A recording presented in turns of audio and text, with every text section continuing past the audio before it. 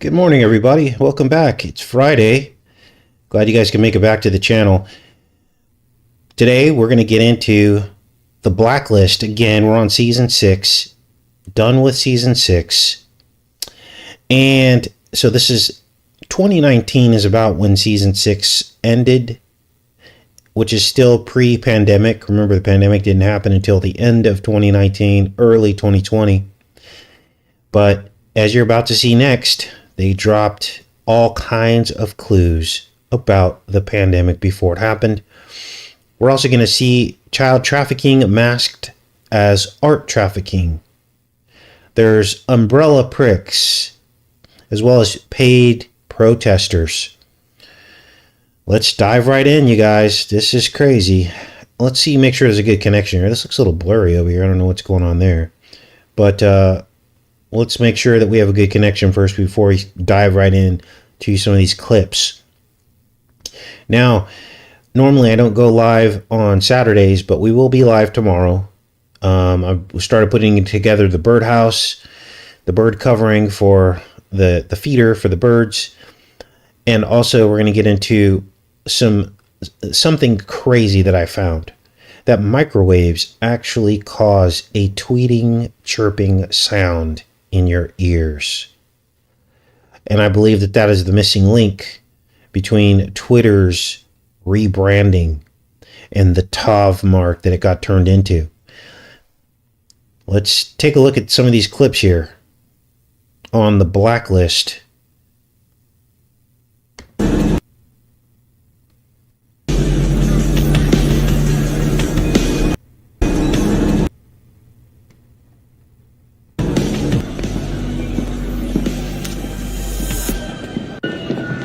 Now, what you're looking at here is an assassin who uses a ring. Rings are coronas, aren't they? They're crowns. And he pricks the woman on her hand. And he infects her with this deadly virus that actually takes just seconds to kill her. It turns her eyes blue before it kills her. This was 2019.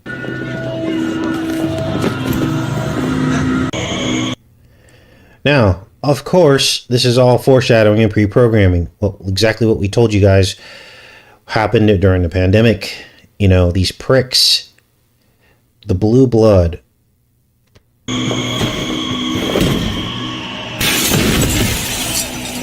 woman falls over the overhang there into a glass table.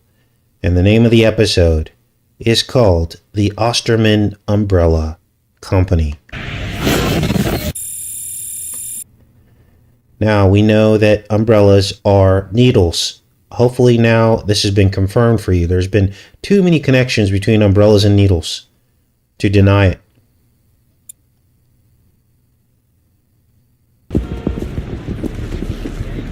My name is Harold Cooper. I know about the umbrella company. I know what you do. You do it here. I'll make sure you're prosecuted. He was misinformed. What about what we said? You and me, we're in this together. So, the pathogen that causes instant death. Now, in this very same episode, Reddington tries to track down the killer in a warehouse full of crowns. You said it wasn't my decision. Hello, Mr. Reddington. Can't make this up, you guys. Every single box on it has crowns on it.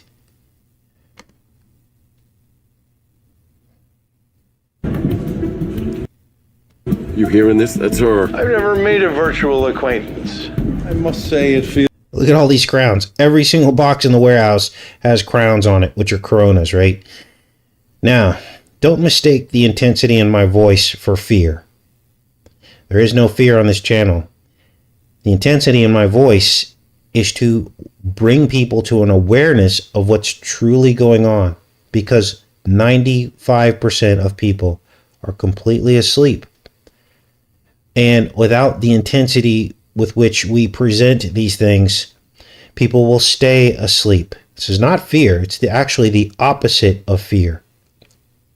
It's boldness in warning people that previously are asleep to the agenda. Every once in a while I'll get someone come into the comments and say, gosh, you're in so much fear. No, it's not fear. The real fear out there that is being propagated is the fear that manipulates and controls people. Fear of not voting, thinking that your vote counts and that you're going to change everything by voting for somebody. That's the true fear. Or fear of, this whole alien deception that's going on. Or fear that the Democrats are going to take over. You guys, both sides are Democrats. That's the big elephant in the room. So never mistake the intensity on this channel for fear. We already know where we're going. We're already saved. The question is, how do you want to be set up in the last days to make it through the storm and onto the other side? Do you want to subject yourself to pokes and prods and pricks? Do you want to believe the lies of men which further cause misery in your life and your family's life?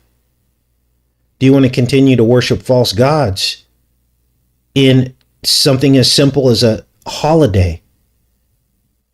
That is the truth about all this. Let's keep watching here.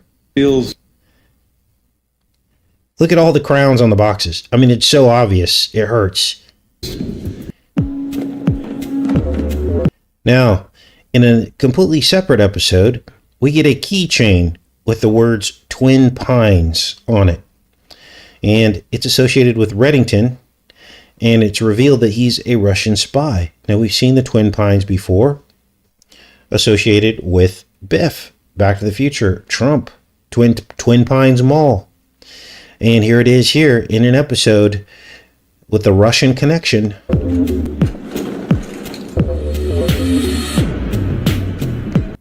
Twin Pines Motor Lodge.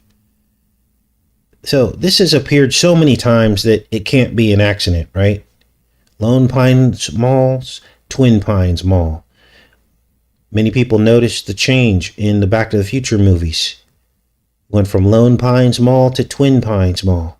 Well, that had significance, and it does today as well.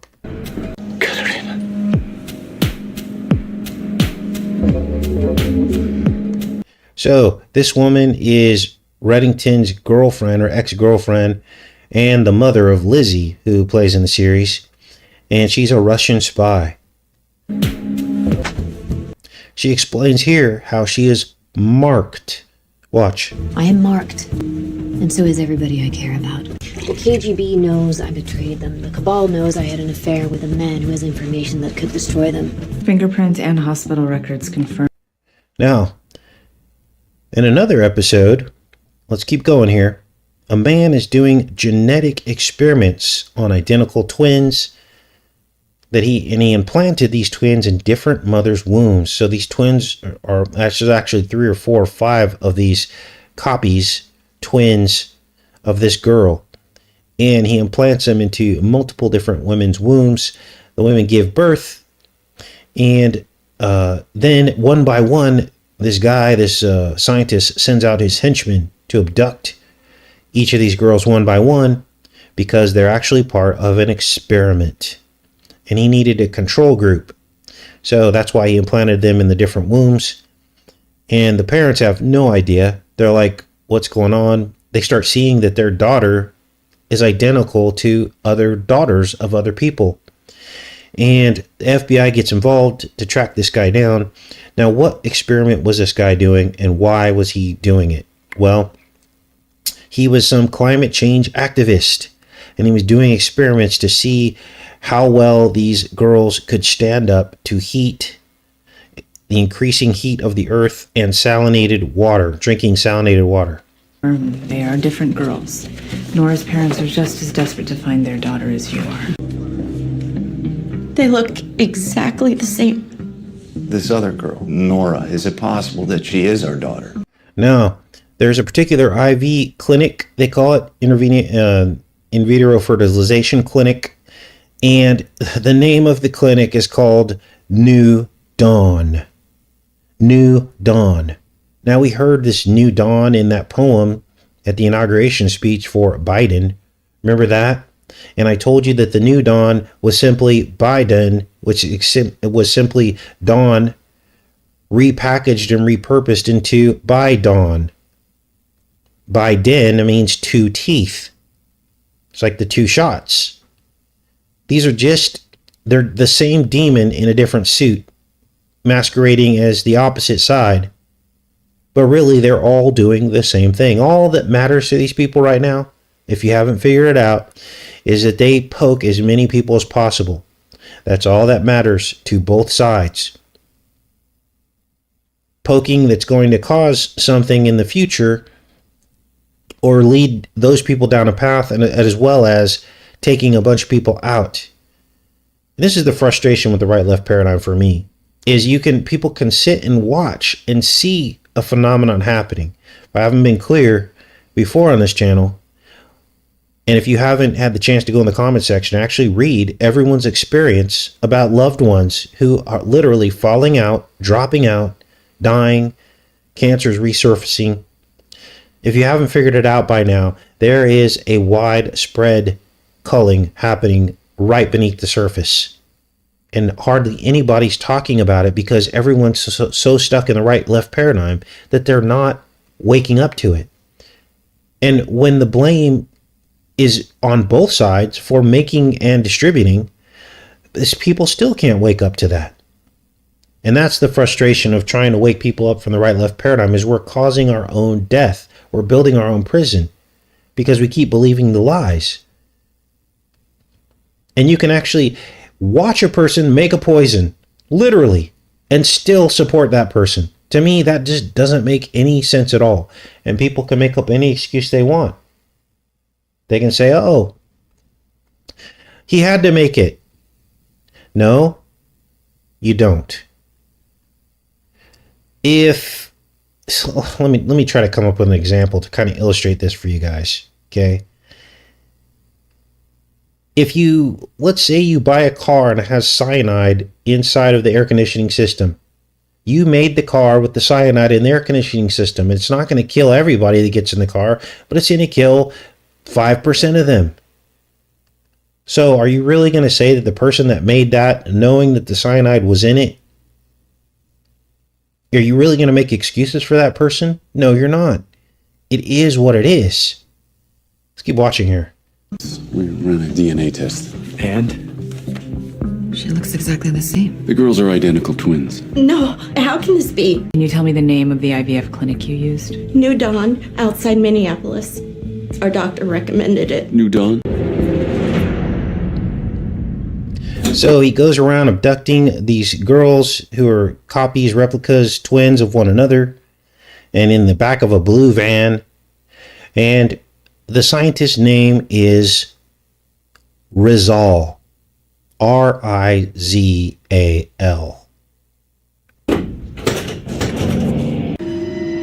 My name is Dr. Rizal. I'm pleased to meet you. Hello, Corinne. I hired him to find... Now, I'm going to go into the chat because we haven't done any interactive decoding in a bit, have we? What is the significance of Dr. Rizal? You guys tell me. I'm going to go into the chat, see who gets it first.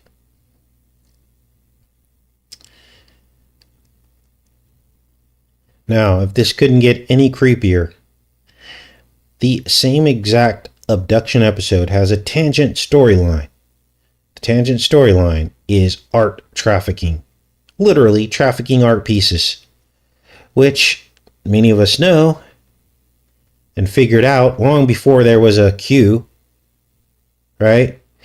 Art trafficking is code for child trafficking. Remember all the artwork, and I won't say the name of the particular person that was procuring this art. There you go. Rebecca got it. Rizal is lizard backwards. Let's take a look. It's unbelievable. Hello, Corinne. I hired him to find a missing work of art for my wife's collection. Said he'll contact me when he finds the piece. What is the piece of art? Notice how Reddington, he pauses. What is the piece of art? Because he knows he had to clarify, right? because he knew the guy was talking about trafficking. That's the piece. What is the piece of art? Ah, a Shrivana. He shows him the Vrashrivana. And this is actually a very well-known false god of a certain religion. The Vrashrivana. And what is this about? The Vrashrivana is known to carry an umbrella. Now, they don't say that in the episode, but I looked up this false god, Vrashrivana, and he is known to carry an umbrella. Unbelievable. Exquisite. Call 911, tell them a child has been abducted from your school.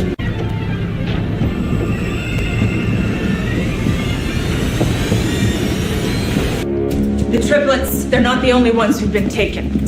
Kids taken from Miami, Chicago, Dallas. There are more. Twins and triplets. You think this is some sort of sick sci-fi version of human trafficking? No, I think this is some sick sci-fi version of human experimentation. There are more. Twins and triplets, all of them born to different parents, all of them reported missing in the last 18 months. The man who hired him to abduct the kids, he coughed up a name. Guillermo Rizal. Reddington says he's the one responsible for the abductions. Now, hopefully by now you can see the clear, undeniable connection between artwork, trafficking, and child trafficking. They make the connection here in the episode. Now, they finally capture Lazar the lizard, or Rizal the lizard, and he explains the whole process of how he was trying to evolve humanity by tricking us into being fearful of climate change and using the umbrella to evolve our DNA, which is exactly what the lizard in chief wants to do. And since we don't have time to wait on natural selection, I figured out a way to speed up the process. Oh, by changing their DNA? I want us to survive. To do that, we have to evolve. As temperatures increase, fresh water will become scarce. Rivers will dry up. Springs and aquifers will become contaminated by the rising seas. But to get inside that hall, we don't need a protest, we need an insurrection. So in the next episode, Reddington pays protesters to cause an insurrection. Now, this was in 2019. Now, this particular part of the episode in this insurrection, this did happen kind of after or concurrent with world events. This whole concept of a paid protest kind of came up around this time, around 2019. So this one was not really foreshadowed, but it was happening in conjunction with.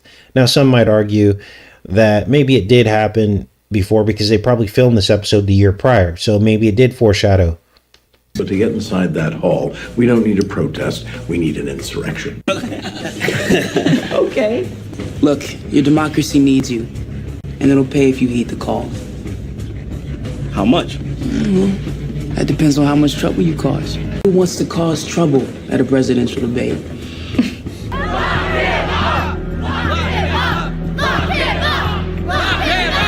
And then the irony of it.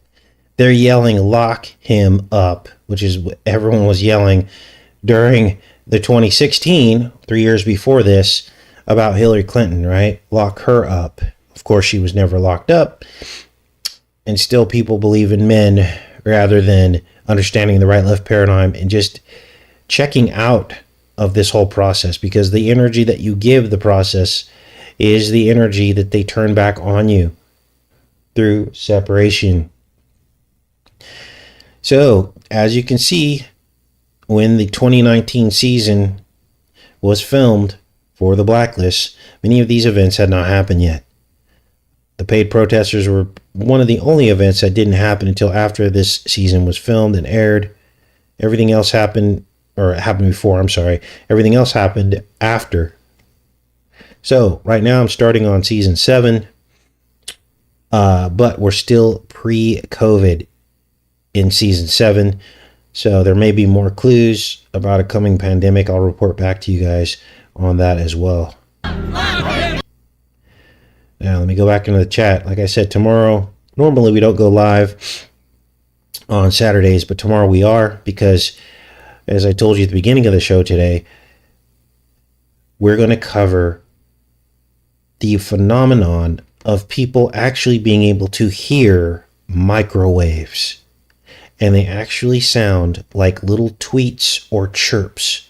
We're going to pull up the study tomorrow on that, read through some of it, and talk to you about how all of that fits in to Elon Musk's new logo for Twitter. The mark, the tav, the taw. And I thought I taw a putty cat. The tweet. So all of this is connected. Eventually this will manifest into the final mark where you will not be able to buy and sell until you have caused to have the mark. Let's go into the chat for a bit. See what you guys are up to. It's kind of a short show today. Yes, microwave tweets, Thomasina. Now, of course, there's already microwaves all around us. 5G technology is microwaves. So if you start hearing little tweets, that's them ramping it up or turning it up. I found a whole study on it. I could not believe it. I knew there was connection. We mentioned this in the show the other day, remember?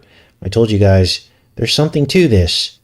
There's got to be a connection between this tweet and Elon Musk and Twitter, and him talking about buying and selling and wanting to encompass buying and selling into the Twitter app and everything app. And remember, I mentioned this yesterday. I go, there's got to be a sound component to this. So all I did was Google search microwaves and tweeting, and up came a study that I'm going to share with you. Literally a real phenomenon where people hear tweets and chirps. It literally says chirps in the study. It doesn't say tweet, but it says chirps. That's close enough for me. And I'm going to show that to you. Now, I'm not telling you this to put fear in you. Obviously, all this stuff's all around us. And God says that no weapon shall prosper. So there's no need for fear. But it is absolutely one of the components that is going to try to mind control people and deceive the nations in the last days.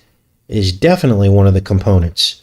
And when you walk along the path of believing in men and you just keep doing what they tell you to do, thinking that there's no way that our political leaders could be that evil, and we just go along to get along and we get things poked in us, then that could open you up to weapons prospering in your life through deception. This is why you have to be very wary of this and step outside of all this stuff. So, but if there are things that are outside of your control, then obviously God's not going to punish you for that, right? But if you are being deceived by things and you're perishing because of lack of knowledge. So this is why we're investigating all this stuff. We're studying to show ourselves approved so that we're not walking right into the traps. Now, Jesus set the precedent for all this, didn't he? Of course he did. He was not politically divided, was Jesus? He didn't buy into the political division of his time, and neither are we. We're supposed to be in the middle, which is exactly where Jesus was placed. We believe in him, which is outside of politics.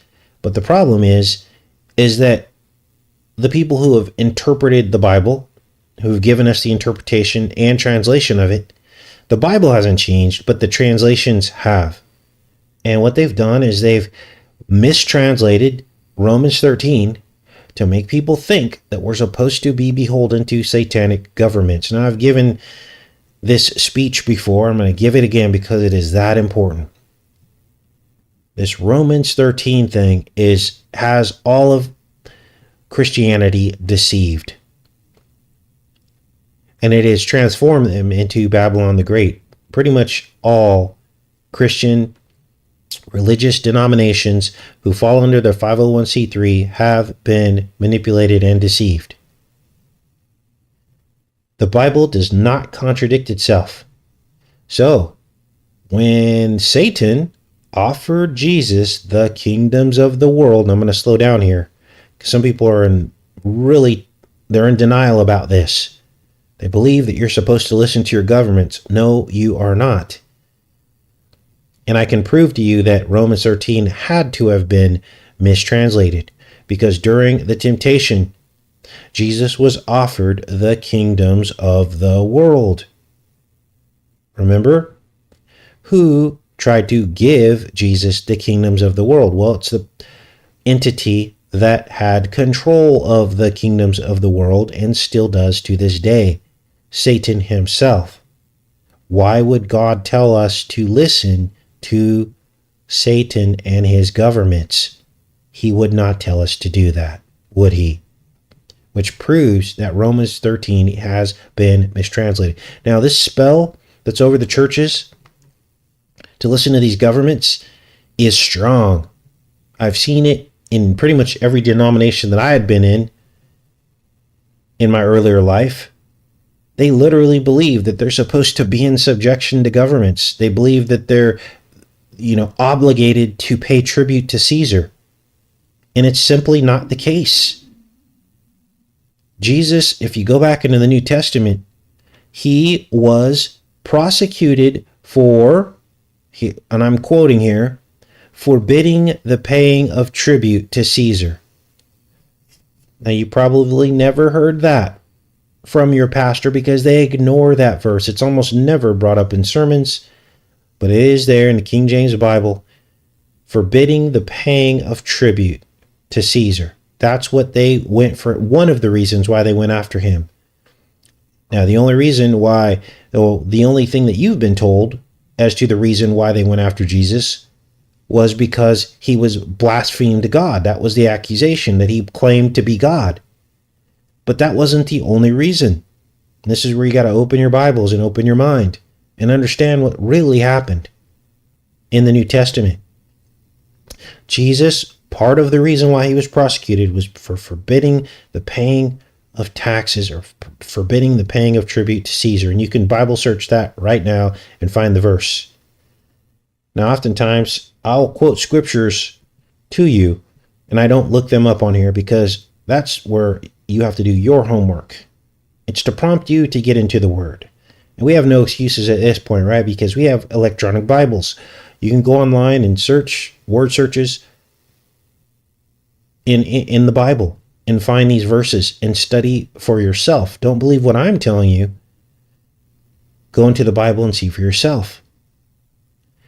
And so, Jesus did not pay tribute, and in fact, they accused him of forbidding the paying of tribute. There's only one time in the Bible where Jesus paid tribute, and that was when he was with the disciple, and they were going in through some kind of a gate or something. And the disciple asked him, are we supposed to pay tribute? And Jesus said, go catch a fish. The fish will have a coin in its mouth. And that is what we will give. And but Jesus said to the disciple, do the children of Caesar pay tribute? And the disciple said, no. And he says, well, you're the son of the Most High, so why should you pay tribute? But then he had the disciple go grab the fish with the coin in his mouth, and he said, give it to Caesar so as not to offend him. So as not to offend him, which implies that there is no obligation. Now, does that mean you just don't pay your taxes? Obviously, there are consequences when you do that, right? So we're in a system that's forcing us to do it.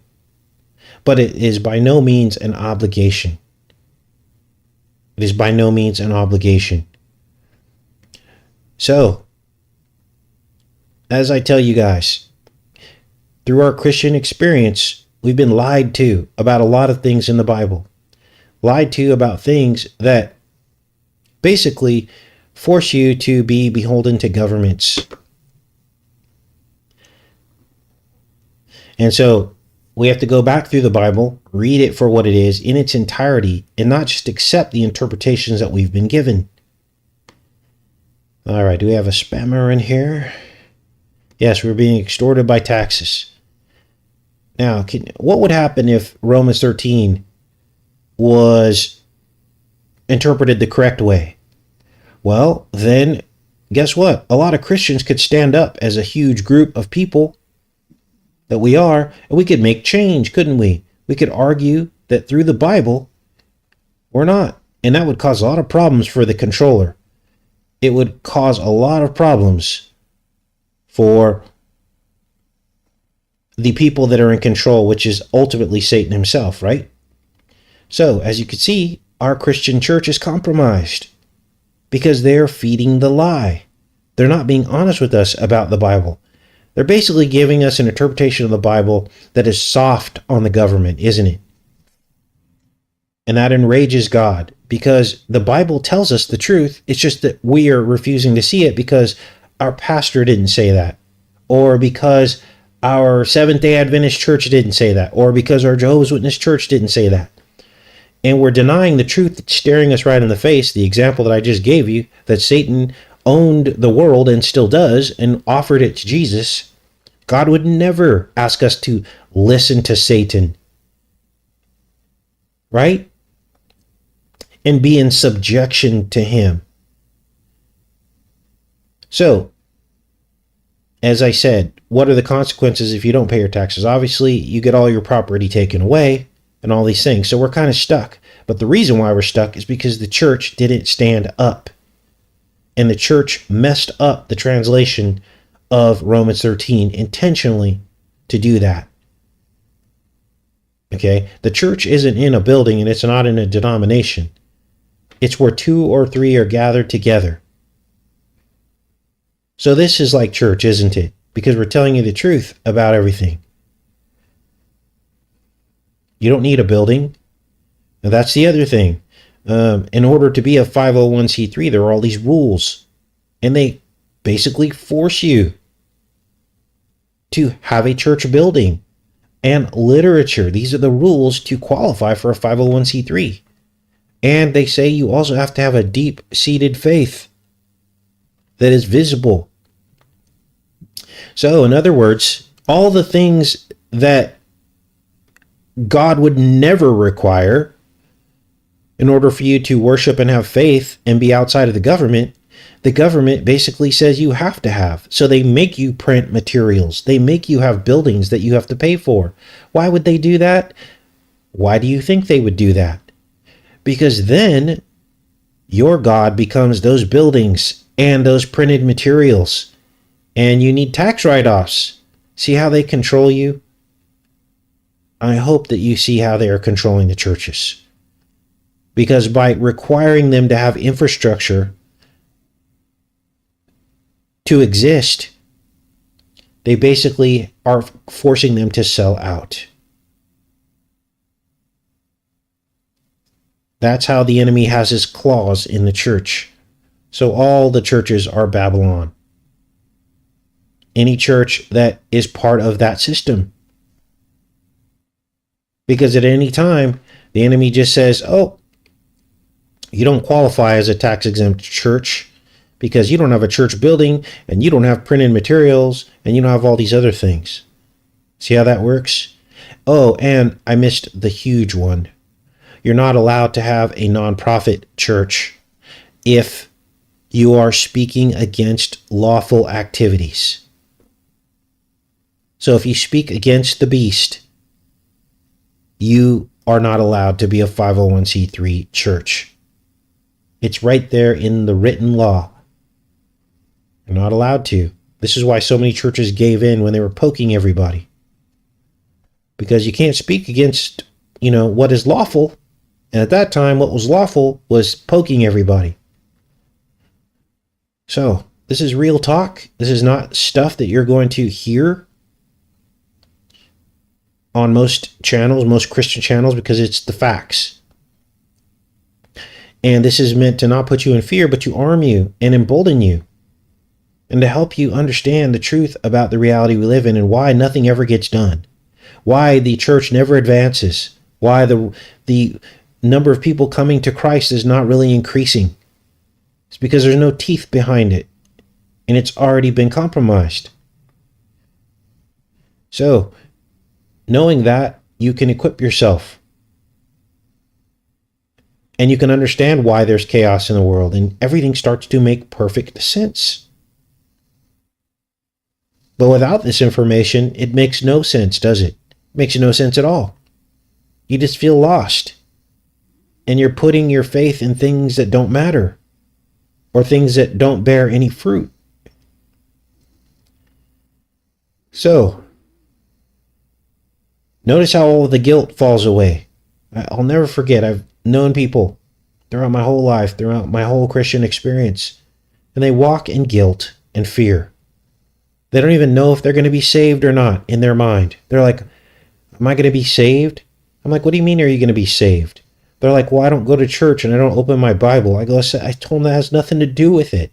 You don't have to you think God is that shallow to make you show up to a building and think you're not going to be saved because you didn't show up to a building? Do you think he's literally counting how many times you open your Bible and study?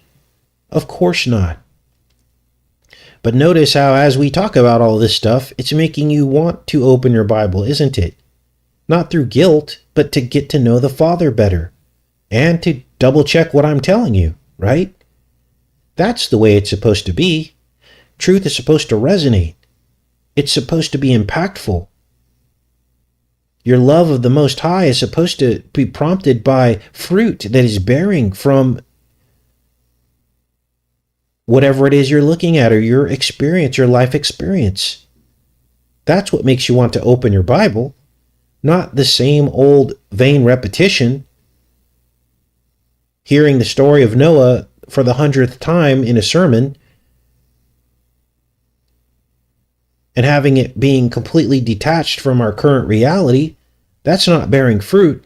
What bears fruit is a lot of the work that we do here. Connecting biblical themes, exposing the enemy, showing you how biblical themes run throughout all of mainstream media and entertainment. Almost every single episode we cover has to do with bloodlines and the attack on the church and biblical characters. That's what makes you want to open your Bible, because you see it all around you. You see the spiritual battle raging. You see what the enemy's after. That he's after the seed of the woman. And then he's trying to taint the flesh of humanity to challenge God. Right? So hopefully I'm getting through to some people today. This isn't any kind of channel that's here to like bash individual people. But many people have fallen under the right-left paradigm and they're deceived. And it saddens me. It also saddens me that people will accept all of the fear that the media is telling them and the right-left paradigm, and they're completely missing the boat. And they point the finger at us for fear when we're the ones trying to help people come out of fear. The only person you should be fearing is the Most High. And you should want to try to figure out how to please him and how to stay out of harm's way. And you should want to see how the Bible connects to current events. That shows the true fear that you're supposed to have, the fear of the Most High, which is a healthy fear. So, all right, you guys. Well, I guess I'll see you guys tomorrow. I love you, and hope you guys have a great weekend. I'll see you tomorrow. See you in the morning. Much love.